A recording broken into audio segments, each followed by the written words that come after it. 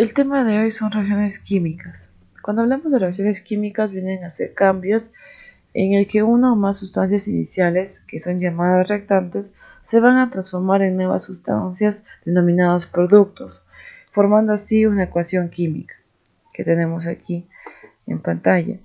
Por ejemplo, A más B va a producir C más D. Los primeros son llamados reactantes y los segundos productos. Evidencias. Cuando se produce una reacción química es posible observar algunos cambios o señales que van a indicar que algo nuevo se está formando. Puede ser liberación de energía, desprendimiento de un gas, formación de un precipitado o cambio de color. Cuando hablamos de reacciones químicas se van a clasificar en dos grupos diferentes. La primera son los procesos químicos ocurridos y la segunda son los cambios energéticos. Cuando hablamos de los procesos químicos tenemos cuatro: la reacción de descomposición, la reacción de combinación, la reacción de doble descomposición y la reacción de desplazamiento. El primero es cuando tenemos una sustancia compleja y se va a descomponer en otras más simples. Por ejemplo, aquí tenemos A y B y vamos a obtener A más B. En una reacción de combinación es todo lo contrario. Vamos a tener dos sustancias simples que al unirlas va a formar un compuesto más complejo y diferente. Por ejemplo, A más B y forma B y C. Reacción de doble descomposición. Aquí vamos a ver que vamos a unir dos compuestos diferentes y vamos a obtener dos compuestos diferentes también. Pero podemos ver que va a haber un intercambio entre los elementos que lo conforman. Por ejemplo, aquí tenemos A más B más C y D. B va a desprenderse de A y va a acompañar a C. D se va a desprender de C y va a acompañar a A. Reacción de desplazamiento. En este ejemplo de aquí vamos a ver que se están combinando dos sustancias igual, pero como vemos, uno es independiente y otro está conformado por dos elementos. Al unirlos o al realizar ese tipo de reacción química va a haber un desprendimiento de C de B y C va a ir a acompañar a B, como vemos en los resultados. Cuando hablamos de cambios energéticos encontramos dos: uno que son reacciones endotérmicas y otro que son reacciones exotérmicas. Cuando hablamos de exotérmicas son aquellos que van a liberar energía fuera. Cuando hablamos de endotérmicas, que es algo al interior, va a absorber la energía.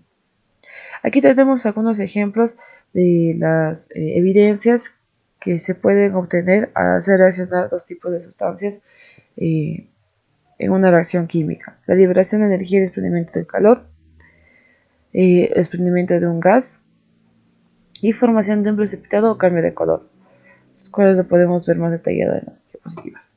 Muy bien, hablamos de la clasificación. Cuando hablamos de la clasificación vamos a hablar de estos procesos que hemos mencionado en el organizador. La reacción de síntesis es el primero, cuando ocurre cuando dos o más sustancias se unen para formar una nueva sustancia. Esta puede suceder, por ejemplo, cuando hay corrosión de metales, la fotosíntesis o la lluvia ácida. Por ejemplo, aquí tenemos dos compuestos, los cuales van a hacer una reacción de síntesis y van a formar un nuevo compuesto que contiene a los dos elementos. La reacción de descomposición ocurre cuando un compuesto se divide para dar lugar a dos o más sustancias sencillas.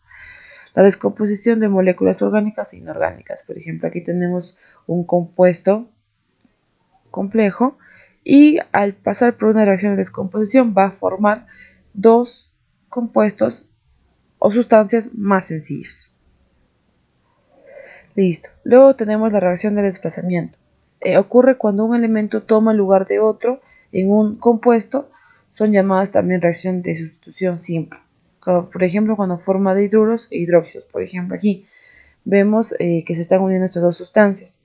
Pero vamos a ver que cuando pasa después del proceso de reacción o desplazamiento simple, va a suceder que el cloro se va a desprender del hidrógeno y va a ir junto con el hierro.